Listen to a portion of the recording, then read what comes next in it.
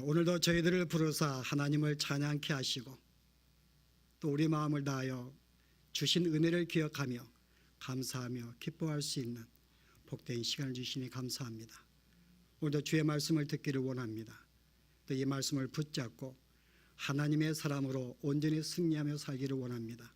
오늘도 주의 감추어진 비밀에 이 복음의 말씀을 저희들로 알게 하시고 이 말씀으로 힘을 얻고 소망을 얻을 수 있는 복된 시간으로 축복하여 주시옵소서. 예수 이름으로 기도합나이다. 아멘. 우리 지난 주일날 산상수훈 우리 서론의 말씀 나눴는데요. 내용 기억하시는가요? 우리 기독교하고 다른 종교와의 차이점 제가 설명해 드렸습니다. 자, 일반 다른 종교와 세상인들은 무엇인가 어떤 선을 행해서 무엇인가 어떤 이렇게 행함을 통해서 점점 사람이 나아지고 구원을 얻으려고 하는 것이 일반 종교이다. 그래서 그들은 노력을 하고 힘을 씁니다. 구원을 받기 위하여 보다 성숙하기 위하여 그들은 선을 행하고 구제를 행하고 어떤 착한 일들을 도모합니다. 그러나 우리 기독교는요, 무엇을 행함으로 말미암아 어떤 선한 존재가 되거나 구원을 받는 것이 아니라 이미 하나님의 백성 구원을 받았기 때문에 이와 같은 삶을 살 수밖에 없음을 나누었습니다. 자, 세상의 사람들은 일반 종교들은 내가 힘을 써야 됩니다. 노력을 해야 되는 거예요. 그래서 그걸 통해서 그들은 어떤 그들이 소원하는 것, 겸손한 자가 된다든지 구원을 받으려고 합니다. 마치 바리새인들이 그러한 삶을 살았어요. 그 바리새인들은 그들이 기도하고 구제하고 어떤 그들이 금식하는 이유가 뭐예요? 그것을 행함으로 말미암아 점점 하나님의 백성이 되는 것입니다. 궁극적으로 구원을 이루는 거죠. 무엇을 행함으로 말미암아. 그러나 성경은 말하기를 사람이 이미 나무 자체가 나쁜 나무인데 그가 무엇을 행한다 그래서 선한 열매를 맺을 수가 없다는 것입니다. 설령 우리가 볼 때 선한 열매를 이렇게 보이기도 할 것입니다. 그러나 그렇게 선한 열매를 맺는다 그래서 그 삶이 나무 자체를 선한 나무로 바꿀 수가 없다는 거예요. 문제는 뭔가 하면은 나무가 바꿔야 됩니다. 무엇을 행하고 행하지 않는 문제가 아니라 그 자체의 나무가 선한 나무로 바뀌지 않는다면은 무엇을 행하든 의미가 없다는 거죠. 그래서 오늘 이 산상수훈에 오늘 8복에 들어가는데 오늘 말씀의 포인트는 뭔가 하면은 무엇을 행하고 행하지 않는 내가 예배를 드리고 기도하고 봉사하는 문제가 아니라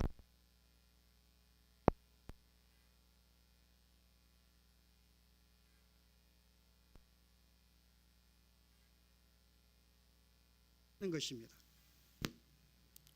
그 너희가 만약에 선한 나무가 되었고 새로운 존재가 되었다면은 이와 같은 삶은 살 수밖에 없다는 거야. 그렇게 사라지게 될 것이라는 것입니다. 여러분 사도행전 여러분 1장에 보시면 주님이 승천하실 때 거기에 제자들이 하신 말씀이 있어요. 내가 성령이 임하게 되면 어떻게 한다고요? 성령이 너에게 임하게 되면 권능을 받고 어떻게 한다고요?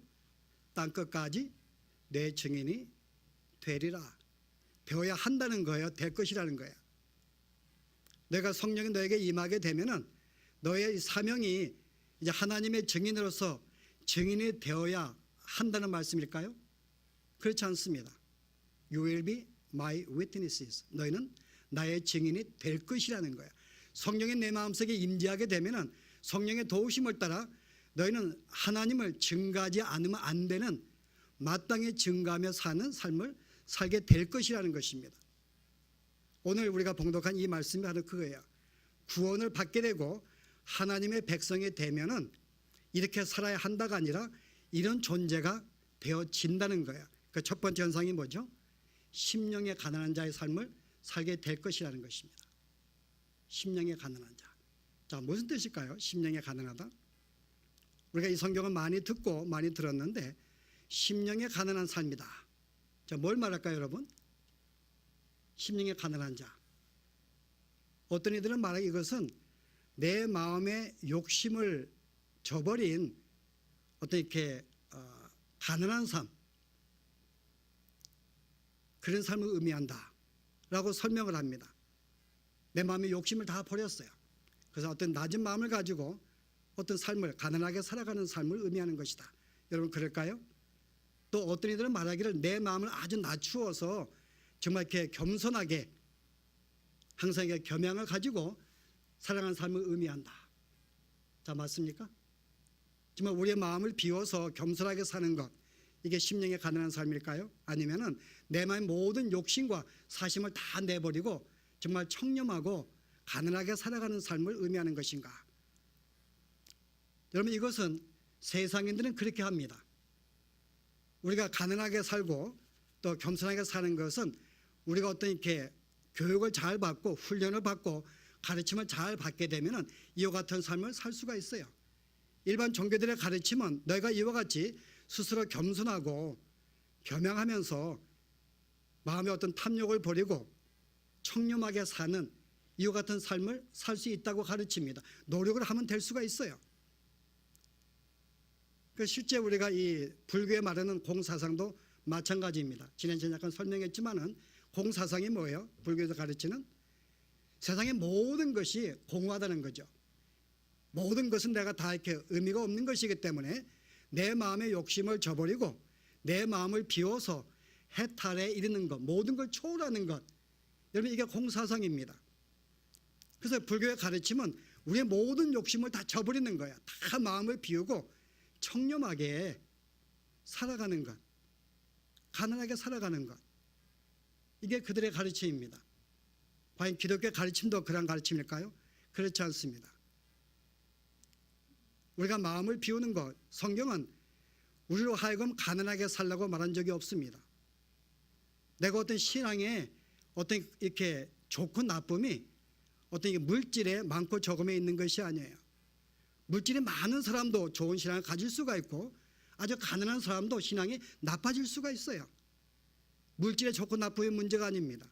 다만 성경이 경고하는 것은 내가 물질을 추구하고 많음을 통해서 혹시나 하나님을 저버릴까 봐, 내 신앙의 육체를 추구하고 신앙을 저버릴까 봐 염려하여 주시는 말씀이지 우리로 하여금 부자로 살지 말라는 말씀은 전혀 없습니다. 물질은 하든 관계가 없어요. 정말 여러분이 믿음 가운데에서 주신 물질을 아름답게 여러분이 하나님의 사람으로 쓰기 원한다면요, 충풍성한 물질을 줄 수도 있습니다. 물질의 문제가 아니죠. 우리가 겸손한 것이 그들이 말하는 대로 우리가 낮아지고 겸양한 것이 겸손인가? 성경은 그렇게 겸손을 가르치지 않습니다. 성경의 겸손은 자기의 위치를 벗어나는 것이 이게 겸손을 저버린 거예요. 자기의 위치가 뭘까요? 우리 오랫동안 신앙생활하고 신앙의 훈련을 받고 교회 집사나 장로의 직분을 맡았어요. 그래서 그들에게 우리 함께 섬기십시다 할 때요, 내가 아무것도 못한다고 거절하는 게 이게 겸손일까요? 그는 마땅히 그 일을 맡고 감당하는 것이 겸손입니다. 아무것도 능력과 준비가 안 된 자가 무엇인가 하려고 예를 쓰는 것도 겸손하지 않는 거예요. 실제 자기가 그만큼 준비된 만큼 쓰임받지 아니하고 쓰지 아니하고 그것을 할 수 없다고 거절하는 것, 이건 성경을 교만이라고 말합니다. 실은 기독교가 말하는 어떤 우리가 이렇게 심령의 가난한 자의 삶은 세상에 말하는 것과 다른 의미가 있습니다. 자, 성경은 말하는 것이 무슨 뜻일까요, 여러분? 심령의 가난하다. 이미 여러분이 이 성경을 읽어보시면은 이미 2장부터 4장까지 심령의 가난한 자, 천국 백성의 삶이 무엇인지를 이미 우리에게 암시해주고 있어요. 여러분, 지금 마태가 의도적으로 지금 마태복음을 기록하고 있는데 지금 어디에 연관시키는가 하면은 이스라엘 백성의 출애굽하는 사건과 연관을 시켜서 지금 이 말씀을 기록하고 있는 걸 볼 수가 있습니다. 한번 보실래요, 여러분? 여러분 지금 마태복음 2장에 어떤 장면이 나와요? 헤롯이 모든 아이들을 죽일 때에 하나님의 도우심으로 예수님이 애굽으로 피난을 합니다. 피난시킨 이유가 뭐죠? 그를 애굽에서 건져내리라는 이 말씀을 성취하기 위하여, 그 구약의 메시아가 어려움을 당할 때 애굽에서 그가 구원받는다는 말씀이 예언되어 있기 때문에 이 말씀을 성취하기 위해서 예수님이 애굽으로 도피하였어요. 그래서 우리 2장에 보시면 예수님이 드디어 이제 출애굽하는 사건이 나옵니다. 그 다음 여러분 3장에 보시면은 예수님이 누구를 만나게 돼요?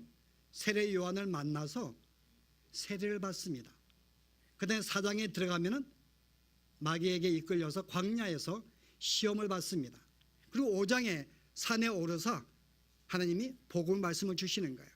자, 이게 네 가지 여러분 큰 좀 사건이 나오는데 여러분 출애굽과 한번 비교해 보세요. 출애굽에 이스라엘 백성의 구원의 시작은 애굽을 탈출하는 것입니다. 출애굽이에요. 애굽에서 나옵니다. 제일 먼저 만나는 사건은 그 다음에 홍해바다를 건너는 거예요. 홍해바다를 건너는 것은 내가 옛사람은 죽었고 새로운 존재가 되었음을 암시하는 사건입니다. 그 다음에는요, 그들이 광야에 이르자마자 시험을 받습니다. 제일 먼저 만나는 것이 물이 없는 거예요. 그래서 목이 말라 있는데 그들 처음 만난 것이 마라라고 하는 동네에 그 지역에 이르렀어요. 물이 있었는데 물을 마시지 못합니다. 너무나 쓰기 때문에. 그래서 거기에 나뭇가지를 던져서 쓴 물을 단물이 되어서 마시게 됩니다. 그래서 그 이름을 마라라고 짓습니다. 마라는 쓴 물이에요. 근데 하나님이 왜 그들에게 이런 환경을 주었는가 하면은 그들을 시험하기 위하여. 출애굽기 15장에 보면은 그들을 시험하기 위해서 그곳으로 인도했다고 한 말입니다. 왜냐하면은 하나님의 능력으로 그의 살아계심을 보여주고 능력으로 그들의 출애굽하고 홍해바다를 건넜어요. 이제 하나님을 정말 신뢰하고 있는지, 그들의 상황이 어렵다고 그럼에도 불구하고 하나님을 원망하지 않고 여전히 주님을 신뢰하는지를 알게 하기 위해서 그런 곳으로 인도했다는 거예요. 근데 그의 백성들이 그 시험을 이기지 못합니다. 물이 쓴 물이기 때문에 우리를 목말라 죽이게 하려고 이 광야를 이끌었는가? 그들이 원망을 합니다. 그런 다음에 이스라엘 백성이 시내산에 머무른 거예요. 그래서 시내산에서 이제 주의 말씀을 계명을 받습니다. 그 출애굽의 내용을 보시게 되면 출애굽과 홍해바다를 건너고 그들의 시험을 당하고 그 다음에 시내산에 머물러서 말씀을 받는 광경을 지금 마태는 이 사건을 기억하면서 지금 2장부터 거기와 연관시키는 거예요. 2장에 출애굽을 하시는, 애굽에 가셔서 나오시는 그런 광경과 3장에 세례요한에게 세례를 받으시는 요단강에서, 그 다음에 4장에 시험 받으시고 5장에 산에 오르사, 이 산에 올라서 하시는 말씀은 지금 어디와 연관시키는 거예요? 시내산에서 주의 말씀을 받은 이스라엘 백성과 지금 연관을 시키는 것입니다. 바로 이 사건이 시내산에서 백성들의 말씀 받은 이 말씀의 성취라는 거죠. 바로 그것이 역사적으로 모형이란다면 오늘 주님이 그 모형의 성취로서 드디어 하나님의 백성이 어떻게 살아야 할지를 보여주는 말씀을 주기 위해서 오늘 산상수훈에 이 말씀을 주신 거예요. 자, 그렇다면 우리가 이 말씀을 이해하기 위해서는 하나님께서 시내산에서 그들에게 말씀을 주신 그 내용이 무엇인지 이해할 수 있다면요. 왜냐하면 그들을 부르신 다음에 시내산에서 하나님의 백성들이 어떻게 살지를 알리기 위해서 말씀을 주었기 때문에 시내산에서요. 그래서 우리가 그 말씀을 이해해야 됩니다. 자, 그들의 시내산에 머물러서 하나님이 어떤 말씀을 주었는데요? 제가 지금 제 목소리가 좀 이상한데 여러분 괜찮아요? 왜 이렇게 쨍쨍거리는데 그래? 제가 좀 아파서 그런 건지. 자, 시내산에 여러분이 시내산에 출애굽기 2장 보시게 되면은 20장부터 마지막 거의 마지막 장까지 두 개의 말씀을 주제를 주십니다. 하나는 십계명이에요. 하나님이 그들에게 율법을 주십니다. 자, 율법을 주신 이유가 뭘까요? 거기에 십계명도 포함되어 있는데 율법을 주신 이유가 뭘까요, 여러분? 계명을 주신 이유가 너 이 계명을 지키면 구원을 받게 될 것이다? 아닙니다. 이미 그들은 구원을 받았어요. 이미 하나님의 도움으로 그들은 출애굽, 이미 세상을 상징하는 애굽에 탈출하여서 홍해바다를 건너 새로운 존재가 되었고 이미 백성으로 이미 존재된 존재들입니다. 그래서 그들에게 이 계명을 지키면은 내가 구원을 받게 될 거야, 그런 의미가 아닙니다. 계명을 주신 이유는 그들이 계명을 읽을 때 어떤 마음이 들겠어요? 우리가 애굽에 살 때 전혀 이런 말씀을 지키지를 못했어요. 하느님 외에 다른 신을 섬겼고 그들은 간음하였고 도둑질하였고 그들은 살인하였고 탐욕을 부렸고 자기들은 그런 존재였거든요. 계명을 보니까는 이 계명을 통해 뭘 깨닫습니까? 아, 우리가 그런 존재였구나. 그래서 우리가 잘나서 우리가 예뻐서 구원을 시킨 것이 아니라 우리가 그럼에도 불구하고 우리에게 은혜를 베풀어서 출애굽을 시켰구나 라는 사실을 그들이 깨닫게 됩니다. 그래서 그들이 구원받은 것은 하나님의 은혜였구나. 우리는 전혀 이 계명대로 산 존재가 아니었구나. 그리고 그들이 계명을 받았는데 계명들은 이제 살려고 애를 쓸 것입니다. 그럼에도 뭘 발견하게 돼요? 전혀 계명대로 살 수 없는 자신들을 발견하게 됩니다. 그렇게 말씀을 지키고 싶은데 내가 이제 구원을 받았기 때문에 이제 계명대로 살고 싶은 거예요. 이게 주의 뜻이기 때문에. 그래서 백성답게 살고 싶은데 그럼에도 불구하고 그들이 백성대로 살지 못하는 자신을 발견하게 됩니다. 자신의 무기력, 무능력을 발견하게 돼요. 그래서 마음을 애통하게 된다 그 말입니다. 이스라엘 백성이 그걸 발견하게 돼요. 그래서 율법을 주신 목적이 바울이 로마서를 쓸 때 3장 23절인가요? 뭐라 그래요? 한번 보실래요? 율법을 주신 이유를 설명하는데 로마서 3장에 자 20절에 그러므로 율법의 행위로 그의 앞에 의롭다 하심을 얻을 육체가 없나니 율법으로는 죄를 깨달음이니라. 자, 율법을 주신 이유는 죄를 깨닫게 만들기 위해서 내가 얼마나 큰 죄인인지를 계명에 비추어서 알게 만들기 위해서 또한 계명을 지키려고 그렇게 예를 쓰면도 불구하고 지킬 수 없는 자신을 발견케 만들기 위해서. 그래서 어떤 결과가 있어요? 우리가 알거니와 우리 율법에 말하는 바는 율법 아래에 있는 자들에게 말하는 것이니 자 계명을 지켜서 점점 선해지고 구원을 받으려는 자들에게 말하는 것이니 이는 모든 입을 막고 온 세상으로 하나님의 심판 아래에 있게 하려 함이라. 계명을 가지고 지키려고 예를 쓰는 자에게 뭘 알게 만들기 위해서요? 모두가 하나님의 진노 속에 심판을 받는 자인 것을 알게 만들기 위해서. 그래서 하나님이 시내산에서 계명을 주신 거예요. 우리는 죽을 수밖에 없는 죄인이고 정말 주의 은혜가 아니면은 멸망할 수밖에 없는 그런 죄인인 것을 알게 만들고요. 뿐만 아니라 백성이 되었음에도 불구하고 여전히 말씀을 순종할 수 없는 그 자신을 발견해서 정말 더 이상 소망이 없는 날마다 통지하고 상한 마음을 갖게 만들기 위해서 이 말씀을 주신 거예요. 그런데 신에서는 그것으로 끝나지 아니합니다. 그 다음에 또 하나의 말씀을 주었어요. 그게 뭘까요? 그게 성전에 관련된 법입니다. 성전을 이렇게 지으라. 오히려 율법은 한 장으로 끝난다면 20장이에요. 남은 21장부터는 거의 다 성전과 관련된 이야기입니다. 자, 성전은 무엇일까요? 성전은 내가 죄를 죽을 수밖에 없는데 내가 죽으면 끝나기 때문에 하나님께서 나에게 기회를 주십니다. 어떤 기회요?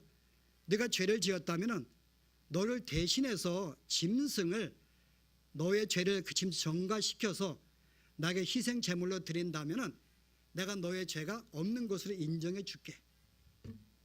이게 여러분 성전에 관련된 법입니다. 그래서 그들은 성전법을 통해서 뭘 깨달아요? 내가 죽을 수밖에 없는 죄인인데 하나님은 나에게 은혜를 베풀어 주었어요. 그래서 내 대신 내가 나의 모든 죄를 짐승한테 전가를 시켜서 그 짐승을 내가 불러 태워 죽임으로 말미암아 내가 용서를 받고 죄가 없는 자로 여겨준다는 사실을 성전을 통해서 그들은 발견하게 됩니다. 여러분 이것이 시내산에서 받은 그들의 말씀이에요. 그 분명한 사실의 한 가지는 나는 이 주의 말씀 앞에 지킬 수 없는 죄인인 것을 무기력과 약함을 발견하게 되고 그럼에도 불구하고 하나님의 은혜로 희생 제물을 통하여 즉 그리스도의 희생 제물을 통해서 내가 용서받고 구원받는 사실을 이미 시내산에서 그들에게 일러 주온 거죠. 그래서 백성들은 어떻게 사는가? 하나님의 은혜로 사는 것이죠. 이 사실을 말씀을 주었는데 그들이 깨닫지를 못한 것입니다. 그래서 오늘 산상수훈에서 다시금 그들에게 이 말씀을 가르쳐 주는 거예요. 내가 어떤 존재라고요? 너는 아무것도 할 수 없는 존재라는 거죠. 이게 바로 심령의 가난한 자의 표시예요. 근데 내가 예수를 믿을 때 내가 하나님의 좋은 나무가 되는 순간 새로운 피조물이 되는 순간에 제일 먼저 어떤 반응이 나오는가요 여러분? 내 영혼이 얼마나 가난한지를 발견하게 되는 거예요. 이걸 내가 느끼게 됩니다. 내가 어떤 존재인지 정말 내가 죄인 중에 죄인이었구나 이걸 발견하게 돼요 여러분. 여기 말하는 죄는 내가 남을 속이고 외적으로 드러난 죄를 말하는 게 아닙니다. 근본적인 죄인인 것을 인식하는 거예요. 여러분이 그 시편 51편에 보시게 되면은 다윗의 고백이 나옵니다. 다윗의 바세바를 범한 다음에 처음에 그가 죄인 줄 몰랐어요. 그런데 나단에게 책망을 받은 다음에 그가 죄를 깨닫고 정말 주 앞에 통회합니다. 애통하면서 회개하는 장면이 51장 내용이에요. 시편이요. 여러분 거기에서 1절부터 3절까지 읽어보시면은 6번이나 자기의 죄를 고백합니다. 하느님은 내 죄가를 도말해 주시고 내 죄가 항상 주 앞에 있어오며 내 죄를 사해 주시고, 이 말씀이 6번 나와요. 한번 보실래요 여러분? 지금 다윗이 고백하는 죄가 무엇인지 시편 51편에 보시면요, 하나님의 주의 인자를 따라 내게 은혜를 베푸시며 주의 많은 긍휼을 따라 내 죄악을 지워 주소서. 나의 죄악을 맑게 씻기시며 나의 죄를 깨끗히 하소서. 무릇 나는 내 죄가를 아오니 내 죄가 항상 내 앞에 있나이다. 내가 주께만 범죄하여 주의 목전에 악을 행하였사오니. 다윗이 바세바를 범한 다음에 하는 말이 내 죄가 어떻게 해요? 주께만 범죄했습니다. 내가 바세바한테 범죄한 게 아니라 주께 범죄했다 그래요. 주님께만 범죄했습니다. 여러분 이 말씀 이해할 수 있는가요? 한글 성경은 이해할 수 없는데 원문에 보시면은 여기에 죄가 두 종류의 단어로 죄가 쓰이고 있습니다. 하나는 외적으로 드러난 죄, 이 죄를 통해요. 내가 바세바를 범하고 이 죄를 감추기 위해서 그의 신랑 우리아를 죽인 사건, 이 사건의 죄악을 좀 용서해 달라고 기도합니다. 또 하나의 단어가 쓰였는데 이 죄를 유발시킨 내 마음속에 잠재된 근본적인 죄악된 삶, 죄악된 본질, 이것도 이 단어가 여기에 나와요. 그 반은 드러난 죄를 설명하고 있고 반은요 내 근본적인 죄를 회개하고 있는 거예요. 그래서 그런 근본적으로 내가 바세바를 범한 것 때문에 통회하지만은 이와 같은 죄악을 낳을 수밖에 없는 내 근본적인 죄악된 삶, 이 본질에 대해서 그런 애통하고 통회하는 거예요. 너무나 마음이 애통하고 통회합니다. 근데 그가 발견한 게 하나가 있어요. 이런 통회하는 가운데 주께서 어떤 마음 받으신다고요? 여러분 51편 17절 보세요. 하나님께서 구하시는 제사는 상한 심령이라. 하나님이여 상하고 통회하는 마음을 주께서 멸시하지 아니하시리라. 지금 그가 바세바를 우리아를 범한 다음에 마음을 통회하면서요 이와 같이 죄를 지을 수밖에 없는 자신의 죄를 발견하게 돼요. 그래서 이것이 너무나 힘들어서 주님 나는 하여금 이 죄를 좀 멀리하게 주옵소서. 그 마음을 찢으면서 애통하는 것입니다. 이것을 다윗은 가르쳐 상한 심령이라는 거예요. 그래서 우리가 이 심령에 가난하다, 이 말은 다른 말로 상한 심령이라고 말합니다. 왜 마음이 상해요? 내 죄악이 항상 주 앞에 있으니까요. 내가 하는 것마다 죄를 지을 수밖에 없으니까요. 내가 주의 백성이 됐음에도 불구하고 여전히 주의 말씀에 순종하지 못해요. 내가 이거 너무나 힘든 거 이것이요. 날마다 힘들어서 항상 마음이 상했다 그 말입니다. 그런데 하나님이 기뻐하는 것은 이 마음이라는 거예요. 여러분 이게 중생한 자가, 거듭난 자가, 천국 백성이 된 자가 나타내는 첫 번째 반응이에요. 예수를 믿는 그 순간에 내가 얼마나 죄인인지를 주 앞에 통회합니다. 나 같은 죄인을 위해서 주님이 십자가를 죽으시다니요. 내 죄가 얼마나 무거운지 알고 날마다 통해요. 여러분 얼마나 울었으면 눈이 부을 정도로요. 마음을 찢고 통회하는 것입니다. 여러분 이것이 예수 믿는 순간 끝나지 아니하고 언제까지요? 죽는 그날까지 예수를 믿는 사람, 새로운 나무가 된 사람은 첫 번째 양상이 증상이 뭔가 하면 날마다 내가 상한 마음을 가지고 산다고 하는 거예요. 왜요? 주의 계명이 있는데 주의 뜻을 알고 있음에도 불구하고 그 말씀에 순종하지 못하는 이 삶이 너무나 힘들다 그 말이에요. 그래서 날마다 애통하는 거예요. 성도의 삶이 내가 죄를 안 지어서 이제 내가 죄 안 지어서 마음의 평강을 누리고 더 이상 죄책감이 없는 삶이 아니라 날마다 넘어지고 쓰러지는 그 같은 삶을 내가 경험하면서요 이런 삶이 너무나 싫고 너무나 힘들어서 내 마음을 찢고 상해하고 상한 심령, 애통하는 심령, 이 마음을 가지고 살아가는 것, 이 삶이 우리의 신앙의 끝까지 이런 삶이 끊이지 않는다는 거죠. 그래서 믿음이 성장하면 성장할수록 내가 주님을 알아가면 알아갈수록 상한 마음이 더 커진다는 것입니다. 왜 여러분? 내가 신앙이 어릴 때에는 주님을 잘 알지 못해요. 주의 뜻을 알지 못합니다. 그래서 내가 웬만한 죄를 지어도 그것이 얼마나 큰 죄인지는 몰라요. 그러나 믿음이 성장하고 성장할수록 주님을 알아갈수록 주님이 얼마나 거룩하신지 그의 뜻이 얼마나 높은지를 알기 때문에요. 신앙의 성장할수록 내가 그 뜻을 내가 이루지 못하는 내 자신을 발견하기 때문에 더 마음이 찢는 거예요, 여러분. 바로 이런 삶을 우리에게 보여준 자가 사도 바울입니다. 여러분, 사도 바울이 어땠어요, 여러분? 보실래요, 여러분? 사도 바울이 7장에 그가 예수를 만난 다음에 30년이 지나도록 그가 어떤 마음을 가지고 살았는지 로마서 여러분이 7장을 보시기 바랍니다.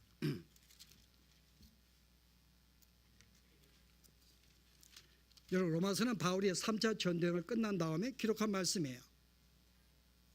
거의 자기의 사역을 끝날 즈음에 쓴 기록된 말씀이기 때문에 그가 정말 30년간 이상의 복음을 증거하고 주의 말씀에 순종했던 삶이었어요. 근데 그 삶을 그가 어떻게 표현한가 보실래요? 7장의 19절에요.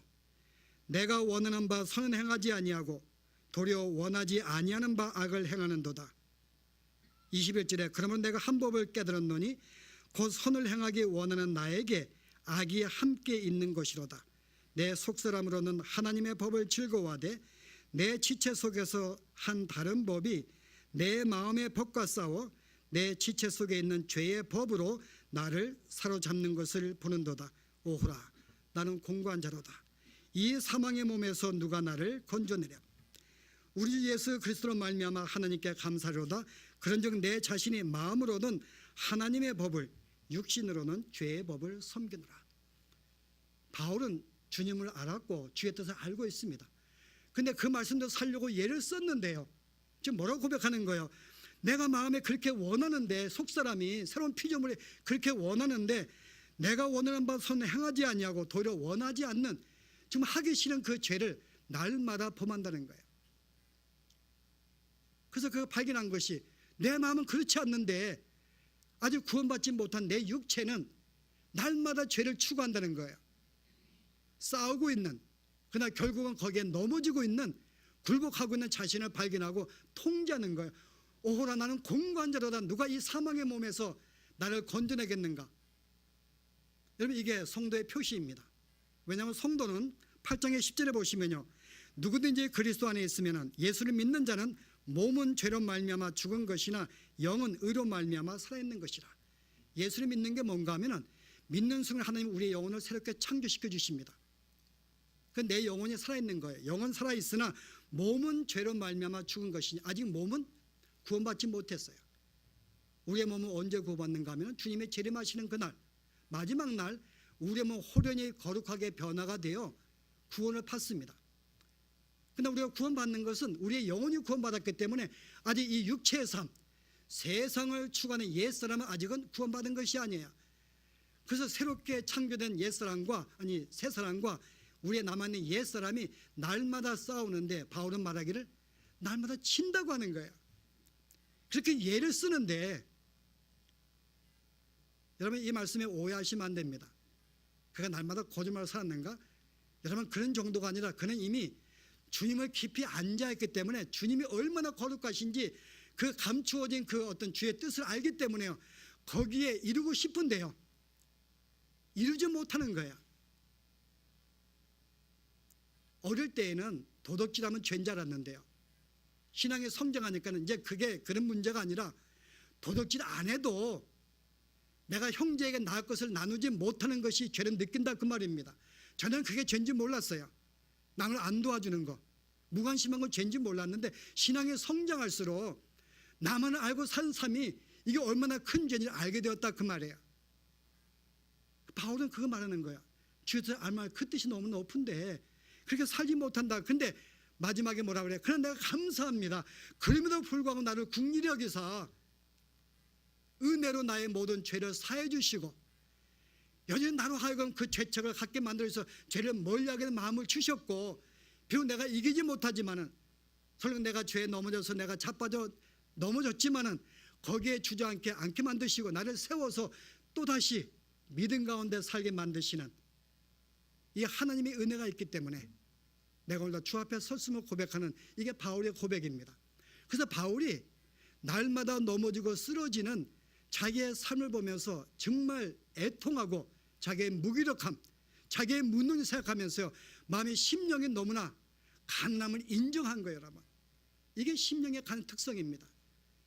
그래서 예수를 믿는 자의 첫 번째 특성은요, 날마다 우리가 얼마나 부족한지, 내가 날마다 얼마나 죄악했는지를 이거를 힘들어하고 고통 가운데 있는 거예요, 여러분. 그래서 우리 예수를 여러분 잘 믿게 되면은 이제 죄를 안 지어서 평강 가운데 아무 근심 없이 지내는 것이 아니라 예수를 믿으면 믿을수록 신앙에 성장할수록 죄와의 싸움 속에서 넘어지는 우리의 삶을 치면서 같이 묻히고 애통하고 통회하는, 여러분 이게 상한 심령이라는 거예요. 주님은 그것을 예쁘게 보신다 그 말이에요. 주님은 우리에게 그거 받으시는 것입니다. 내가 무엇인가 봉사하고 예배하고 기도해서 나 이 정도 삶이 있어 스스로 자신을 드러내고 자신을 만족하고 자신이 영광받는, 그 내가 제사를 드리고 예배를 드렸기 때문에 내 할 일 다 했다 생각하고 스스로가 기특하게 생각하는 그 삶이 예쁜 게 아니라, 그렇게 살지 못하는 내 삶을 오늘도 내어놓고 통회하는 심령, 이게 성도의 삶이고요, 주님이 기뻐한다는 거죠. 그렇기 때문에 심령에 가난한 자는 뭘 의지하지 않습니까? 자기의 육체의 삶을 의지하지 않습니다. 자기의 육체를 신뢰하지 않고 육체 것들을 신뢰하지 않아요. 무슨 말이에요? 육체 것들, 나의 어떤 지식, 나의 명예, 나의 능력, 나의 경험, 나의 모든 것들을 신뢰하지 않습니다. 왜냐하면 나라는 존재는 날마다 넘어지고 죄를 이끄니까요. 그러나 믿지 않는 사람들, 아직 중생하지 못했거나 세상의 사람들, 아주 어린 성도들은 뭘 의지합니까? 자기의 육체를 신뢰해요. 여러분 그 케이스가 누굴까요, 여러분? 그게 모세입니다. 모세가 하나님을 만나기 전에 그런 자기의 육체를 신뢰하였고 육체의 것을 가지고 주 앞에 영광을 돌리려고 그랬어요. 자, 사도행 7장에 나오죠. 보실래요? 어떤 내용이 나오는지요? 제가 22절 읽습니다. 모세가 애굽 사람의 모든 지혜를 배워 그의 말과 하는 일들이 능하였더라. 나이가 40이 되매 그 형제 이스라엘 자손을 돌볼 생각이 나더니 한 사람이 원통한 일을 당함을 보고 보호하여 압제받는 자를 인도하여 원수를 갚아 애굽 사람을 쳐 죽이니라. 그 이유가 뭐예요? 그는 그의 형제들이 하나님께서 자기의 손을 통하여 구원해 주시는 것을 깨달으리라고 생각하였으나 그들이 깨닫지 못하였더라. 모세가 40이 되었는데 애굽 모든 학문에 능통하였고 하는 행사마다 전쟁에 갈 때마다 승리를 가져온 그런 용장이었어요. 자, 이제 그가 뭘 생각해요? 야, 이 정도면 됐다는 거죠. 이 정도 됐다. 그가 어릴 때 어머니에게 교육을 받으면서 자기가 이스라엘 백성을 알고 있었어요. 그래서 그가 훈련을 받으면서 내가 언젠가는 이스라엘을 구원하게 될 것이다, 할 것이다 마음의 소원을 갖고 있었습니다. 그런데 40이 될 때 이제 모든 게 준비가 되었어요. 스스로가 자기 육체를 신뢰했습니다. 나는 모든 걸 할 수 있어. 그때 형제가 이스라엘 백성이 고난받고 있는 거야, 애굽 사람에게. 그래서 그 애굽 사람을 쳐 죽입니다. 이유가 뭘까요? 내가 너희들의 구원자인 것을 알리기 위하여. 근데 결국은 이스라엘 백성이 알지 못했어요, 여러분. 하나님이 이렇게 쓰지 못하는 거죠. 왜요? 자기 육체를 신뢰하고 육체를 믿었기 때문에 나는 이 정도 할 수 있는 능력이 있어 라고 했기 때문에. 그러면 어떻게 돼요? 주님이 영광받지 못하죠. 내가 내 능력으로 구원하는데, 내가 그걸 통해 내가 내 자신을 드러내고 내가 영광받고 인정받는데요. 그런데 하나님은 그런 자를 쓸 수가 없는 거죠. 육체를 신뢰하는 자. 그러나 그가 결국은 하나님 만났을 때 모든 육체를 저버리게 됩니다. 여러분, 그게 바울의 고백이에요. 바울이 주님을 만나기 전에 그가 어떤 자였다고요? 자기 육체를 신뢰한 자였어요, 바울이요. 그게 빌립보 3장의 내용인데요. 제가 한번 읽어보겠습니다. 바울이 어떻게 자기를 신뢰하였는지. 3장 4절에 나도 육체를 신뢰할 만하며 만일 누구든지 다른 이가 육체를 신뢰할 것이 있는 줄로 생각하면 나는 더욱 그러하리니 나는 8일 만에 할례를 받고 이스라엘 족속이요 베냐민 지파요 히브리인 중에 히브리인이요 율법으로는 바리새인이요 열심으로는 교회를 핍박하고 율법의 의로는 흠이 없는 자라. 그러나 무엇이든지 내게 유익하는 것을 내가 그리스도를 위하여 다 해로 여길 뿐더러. 그 다음 뭐가 나와요? 8절에요. 그 모든 것을 해로 여김은 내 주 그리스도 예수를 아는 지식이 가장 고상하기 때문이라. 내가 그를 위하여 모든 것을 잊어버리고 배설물로 여김은 그리스도를 얻고.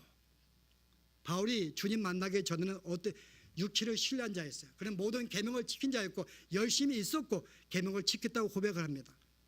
육신으로는 아무것도 그는 부족함이 없었어요.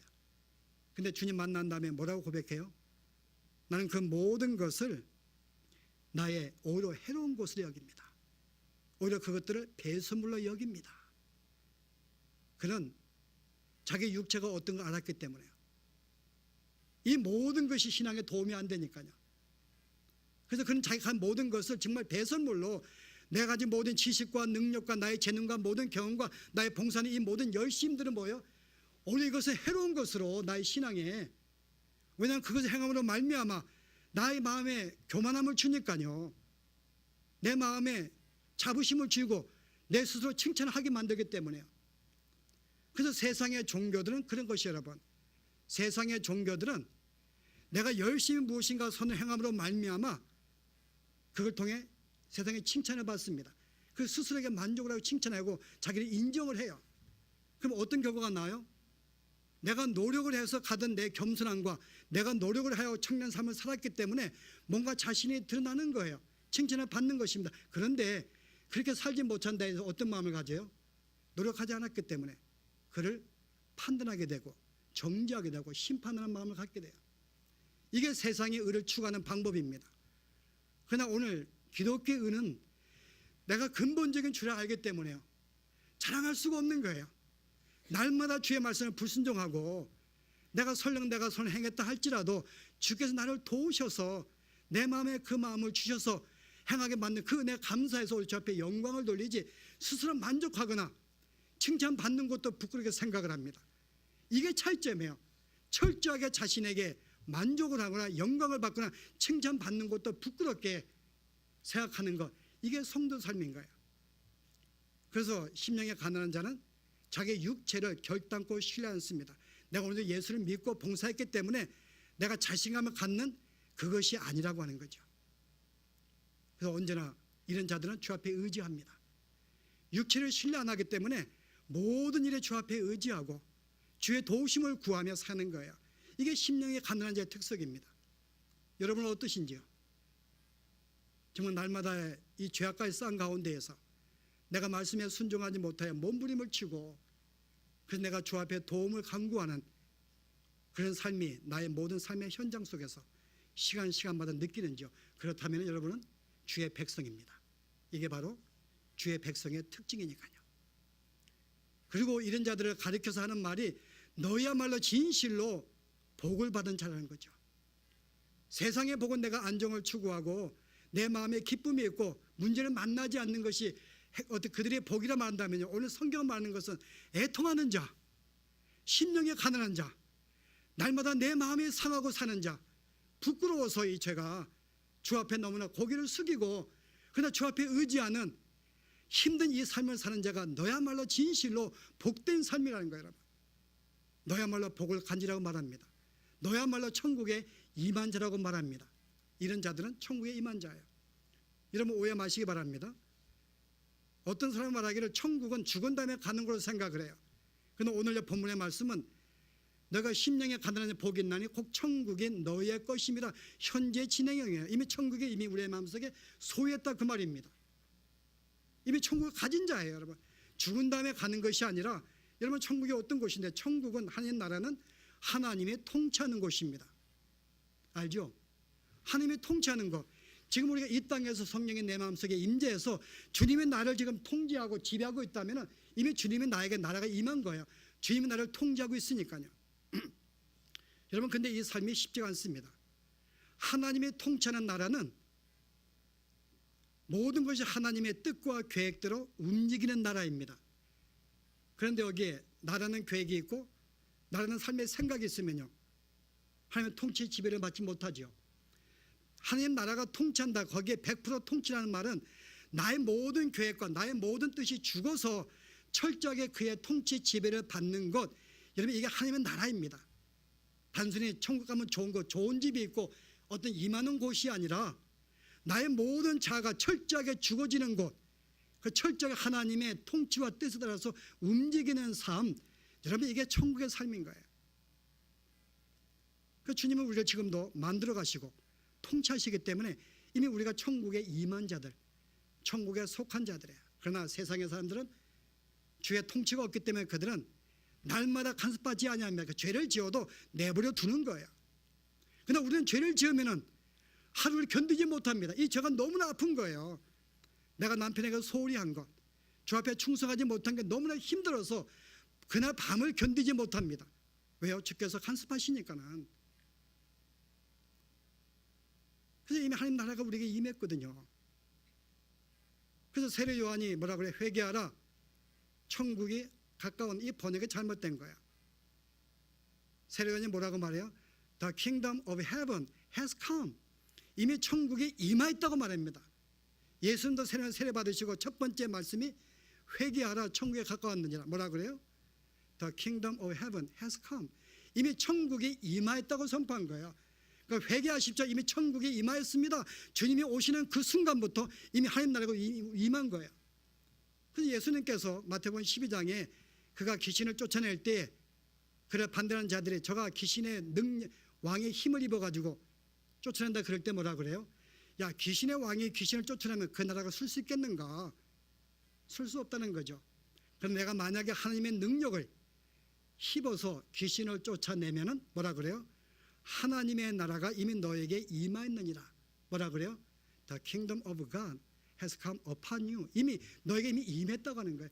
주님이 오시는 그 순간, 십자가에서 구속하시고 우리가 주를 믿는 그 순간에 이미 우리는 천국에 임한 자, 이미 우리가 천국에 소유된 자, 천국 백성이기 때문에 새로운 존재가 된 자들이고, 이런 자들의말로 정말 우리가 정말 죄에 민감하면서 날마다 상한 심령을 사는 것, 이게 오늘 신앙의 첫 번째로 우리에게 신앙의 양상이 이것이기 때문에 오늘 이 말씀을 우리에게 소개합니다. 아무쪼록 여러분이 죄에 대해서, 주의 백성으로 사시되 주의 도우심을 해주는 선한 열매가 되었기 때문에 우리는 언젠가 이 나무가 자라고 귀한 열매를 맺을 것입니다.